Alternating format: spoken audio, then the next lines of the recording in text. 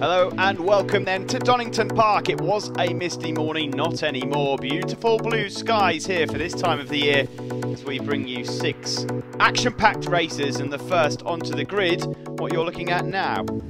First race then for Thundersport Elite, and Johnny Towers, what a man, he's been on so much form recently. He starts from pole position here for the pre-national 600s. Darren Ibbotson, second in the championship at the moment, is chasing down that total of Harry Truelove, who, remember, is not on the grid. Third on the grid, the purple and white machine, Michael Tustin. This should be a very interesting race indeed, and also keep an eye out for number 6, Brendan Mallender.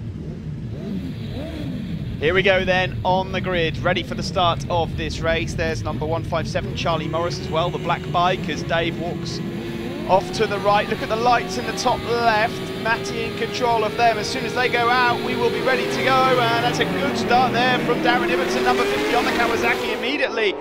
Gets past Johnny Towers, and as we head down towards Redgate for the first time, it will surely be Ibbotson with the whole shot, and it is. Good start also there for Morris, who I just mentioned as well, number 157. There's Liam Helliwell, number 59, and someone's got stuck in the mud already. That's Ash Stone, number 60, who's in the stones, into turn 1.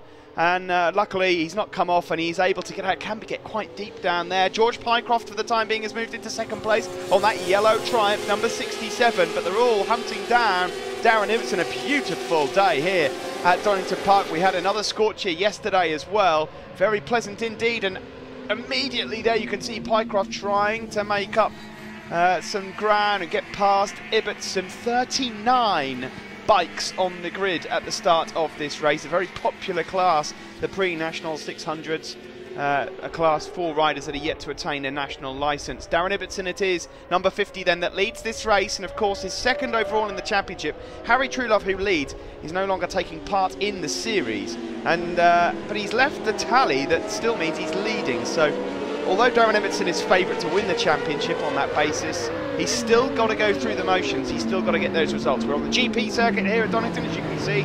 They come charging down into the Melbourne route there.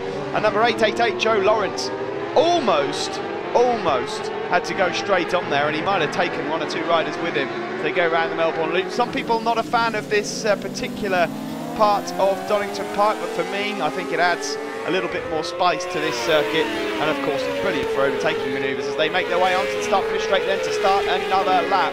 Ibbotson it is that still leads from Pycroft. There's Johnny Towers, who's on pole, number 77, up ahead of Tustin, number 64, who was of course third on the grid. Michael Tustin fourth in the championship at the moment, and hunting down Brendan Mallender. Mallender is number 6, who's currently third in the championship. He's in about 5th place in this race. Ibbotson, Pycroft, Towers, Tustin. And in fact, there is number 70. It's Nick Manger, who's just gone past Brendan Mallender as they make their way around Schwantz Curve. There's no Starkey's Bridge here anymore at Donington Park. That was removed. The same as the Dunlop Bridge, of course, on the back straight as they now go around McLean's up towards the blind crest, the blind entry point at Coppice Corner.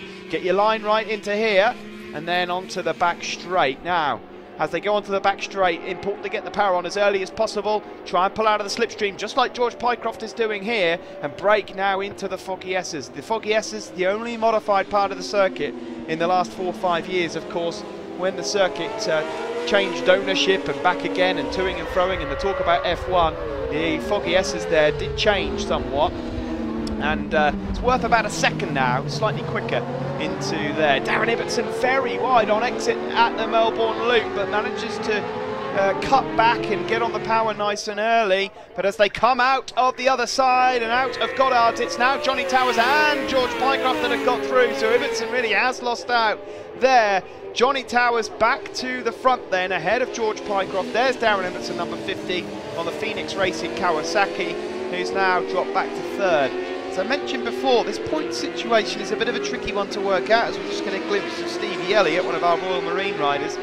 He has to stay on board because obviously he needs as many points as possible to chase down Harry Truelove's total, but he can't just cruise around and take whatever points are on offer to him, because he's also got Brendan Mallender up behind him, who could mathematically still win this one as well. As for Johnny Towers, number 77, well, had he have started the season in this championship, he could well be fighting for this himself, as Ibbotson there goes around the outside of Pycroft and moves up. Oh dear, oh dear, oh dear.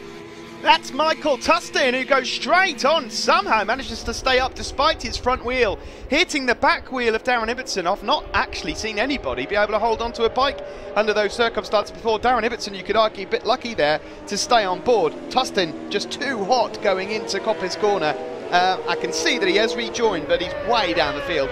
39 bikes out there, as I just mentioned. Now then, Towers has a bit of breathing space out front as he makes his way around the Melbourne Loop. There's Darren Ibbotson, well wide, really wide in fact, and all touching there with Nick Manger on the exit. George Pycroft's in there as well. There's Ash Stone, who went down earlier.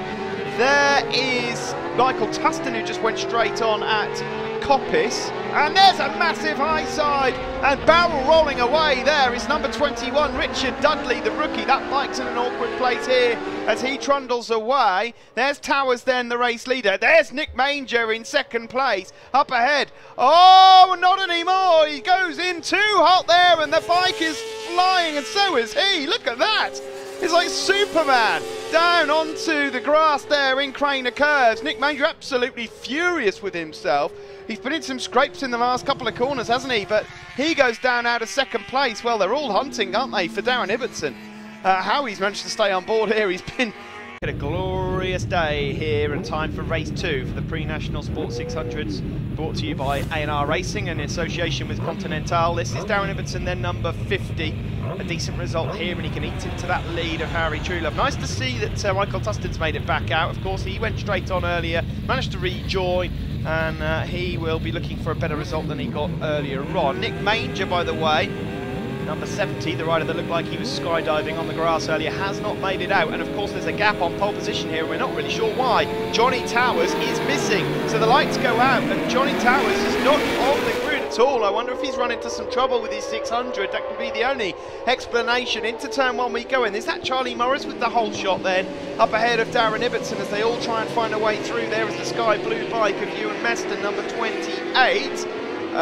So, Johnny Towers out. There's a rider going wide. That's not the fastest route around Redgate. Charlie Morris it is that leads from Darren Ibbotson, Brendan Mallender, Michael Tustin, Sam Osborne and George Pycroft. A better start this time for 888 as well. That is Joe Lawrence from Bolton on the JDL Racing Kawasaki. So they've all made it around the first few corners nice and neatly. 157 it is Charlie Morris from Potters Bar on the MSG Racing Suzuki that has the lead ahead of Darren Ibbotson, who is looking to try and close that gap down to Harry Truelove overall. I've just checked my maths, and that's 61 points that Harry Truelove leads at the moment. So Darren Ibbotson at the moment, let's see where he is at the end of the back straight and into the foggy S as he closes the door on Morris, who is staying in second place. Brendan Mallender's up to third. George Pycroft there, number 67 on the Pallet Brothers Triumph, is in fourth place. And here comes Mallender aggressively down into the Melbourne loop and somehow manages to get the bike to stop. They all come flying down here. I always cringe when I see riders taking such tight lines down into the Melbourne Loop, but again, it works there for Alistair Wright, number 46. Darren Ibbotson leads him. If he wins this race, the gap at the front will be down to 36 points, with of course 4 races left in the season over at Cadwell Park. Now that means that he could finish 7th in all 4 races, and he would of course be crowned champion. That sounds, in theory, like it should be pretty easy for a man like Darren Ibbotson, but this is bike racing, and you just never know, do you? There'll be a few nerves because there's still a job to be done. He should get it done with ease because he's a rider that more often than not when he finishes races he's on the podium. You just never know, do you? You just never know. But either way, he's got this first hurdle to tackle, and that's winning this race. He's pulling away already from Brendan Mallender. There's Charlie Morris, who's looking aggressive in third there on the MSG Racing Suzuki, the all-black machine with the all-black leathers. Then George Pycroft, white and yellow leathers and yellow bike, number 67, Pallet Brothers Triumph. Here further back is 128 and 126. That is John Hunt, Royal Marine rider, and Dean Young on the two-wheeled warehouse Yamaha. There is then Brendan Mallender. Brendan goes through, of course. Brendan changed from Honda to Yamaha midway through the season. Number 6. He's still getting used to things out there at the moment. At least I think that's a Yamaha. It is a Yamaha R6. It's listed down in the program still as a Honda, but that is definitely a Yamaha that Brendan Mallender is out there on. around the Melbourne Loop we go. There you see Pycroft trying to get in the slipstream. There's Michael Tustin, always easy to pick out Tustin on a purple and white bike. He's got in the slipstream of the all-white levers there of the MSG Racing rider Sam Osborne, but it's Ibbotson that leads from Malander, then Morris in third, up ahead of George Pycroft. Quite a tall figure is Charlie Morris compared to George Pycroft. I'm not saying George is short by any means, but you can see that Charlie Morris towers above his Suzuki GSXR 600, and those GSXRs aren't exactly small bikes when it comes to the 600s. They tend to be the more chunky bikes, those Suzukis, as we now see Darren Ibbotson continuing to stretch out his advantage. You'll be pleased he's not involved in this battle. That's a good move there. The door was left slightly open by Brendan Malander. George Pycroft takes advantage. Charlie Morris has a look over his shoulder as he regroups in fourth place ahead of Tustin and Sam Osborne. Now onto the back straight. Let's work out how big that lead is. I reckon that's just over 2 seconds, that lead at the moment, for Darren Ibbotson ahead of George Pycroft now, and then Brendan Malander. Malander, of course, will be desperate to get himself up there. That was quick through by Michael Tustin, going underneath and just sliding through Charlie Morris. There is Ibbotson then, the lead, maybe just under 2 seconds, that gap, ahead of Pycroft and Brendan Malander. Malander mathematically could still win this championship also, but he would need a dramatic turn of the results to go really in his favour when we get to Cadwell Park. There's 81, and there's a rider on the deck. And who's that? That's Scanlon. Yes, it is, number 131. That's Greg Scanlon from Caversham, who's gone down at the Melbourne Loop and just goes to make sure that he can pick his bike up, switch it off, and he's up and he's okay. This is Michael Tustin then, trying to find a way past Brendan Malander on the Yamaha, getting into his slipstream. The top 6 or 7 all quite close. Further back behind this group is James May, of course a winner over at Rockingham, and around the outside here goes Michael Tustin. He'll have the inside line for the old hairpin, neatly done by the Triumph man, who goes back past Brendan Malander. Good dice this for the final podium places in the top 3, but none of them can get close to Darren Ibbotson. A 1:37.5, well, it's actually no quicker than the guys behind him, but it's just he built that lead up early on in the race. Johnny Towers, of course, broke the lap record earlier on, so they're not on lap record pace. Here we go. This is the battle for second place then. Darren Ibbotson here, number 50 on the Phoenix Race Team Kawasaki, really is in a class of his own at the moment. Into the Foggy S's. Remember, if he wins this race, the gap between him and Harry Trudeluff comes down to 36 points with 4 races remaining. He's got a big crowd of people here with him, supporting him as well. There's George Pycroft. Second place. This would be an excellent result for George Pycroft. I think he's been on the podium this year, but I don't think he's been as far up as second so far this season. Further back, there's Ewan Meston. There is Lee Howarth. Oh, someone's gone down there into the Melbourne Loop. Is that Stevie Elliott? It is. Stevie Elliott gone down in the Melbourne Loop. His visor's sitting in the middle of the circuit as well. Oh, and there's another one. Another one's gone down. That's number 26 holding his head. I hope he's okay. That's Andy Cooley. Another rider almost running into the pair of them. Marshall's quick to the scene. Pycroft is there in second place, by the way. Darren Ibbotson still leading out front. This is the battle for second, third and fourth.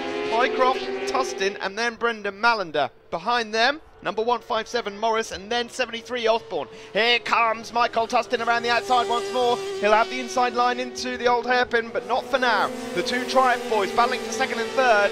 George, you don't want to look over your shoulder, mate. He is there. This is your race leader, Darren Ibbotson, going into McLean's corner with Pycroft now defending his line ahead of Tustin. They'll now make their way up to Coppice corner, and it will be imperative for George Pycroft to now focus on getting every line absolutely perfect to prevent Tustin from coming through. We saw how quick Tustin was down into the Foggy S's just a couple of laps ago. There's Ibbotson then. He's home and dry by the looks of things now then. Pycroft taking the defensive line again, is he? No, he's just concentrating on getting his braking zone absolutely right. Done. Perfect. Nicely done then from George Pycroft and Michael Tustin. That looks like it might be your area. There we see Marshall's running away from the scene, and there's a ride. That's Darren Ibbotson running really, really, really wide down into the Melbourne Loop as the rest of the group come through. And oh, and that didn't sound very pretty, and it's not. There's a rider gone down. That's Ash Stone who's gone down into the Melbourne Loop, the same place as we saw riders going down earlier on. So Ash Stone is down and out of the race, and there's another. There's another. I just wonder whether we've got some oil down here at the Melbourne Loop. That's Lee Howard. Well, it's unusual to see that many riders going down. Yes, we've got red flags, and I just wonder whether that might be due to that down over at the Melbourne Loop. Either way, that's a result. Darren Ibbotson takes the 25 points ahead of George Pycroft. Then Michael Tustin, fourth for Brendan Mallender. Charlie Morris finishes in fifth, and Sam Osborne is in sixth place. There's the top three then: Darren Ibbotson, George Pycroft, and Michael Tustin. Now let's look at the points then. Harry Truelove is still on top. The gap is now down to 36 points over Darren Ibbotson. Then Brendan Mallender third. Johnny Towers up to fourth, Tustin fifth, and Banger in sixth. Winner of race 2, Darren Ibbotson. Darren, it's one of those tricky situations where, in a way, you want to relax because the championship probably can come to you, but then you've got Brendan still breathing down your neck. Yeah. You picked up the points, 36 away now from Harry Truelove. How do you feel? Well, couldn't have gone much better, really. I was just coming just to rack them points up, and got in a few close tussles in race 1 today, and it was a bit close for comfort to me. But yeah, it come out on good side, I suppose. And no DNFs. Who would you like to thank, Darren? Well, I'd like to thank Phoenix Racing, Dave Ogden, who runs the team. He's stuck with me thick and thin, part of the way through season. I'd like to thank Ashley and Mick Corrigan at Swinton Performance for helping me, and John Zamito and Mick Marshall as well for just helping me through thick and thin. Kilner's Tyres helped me part way through season. Ideal Travel, Complog Tyres, Motor Direct, Miller's Oils. There's just a big base, mate, what makes it all happen, Long days, early mornings, late nights, but this is what it's for. So, thank you. Well, thank you. Coming up after the break, race 2 for the GB Racing 600 Sportsman Elites.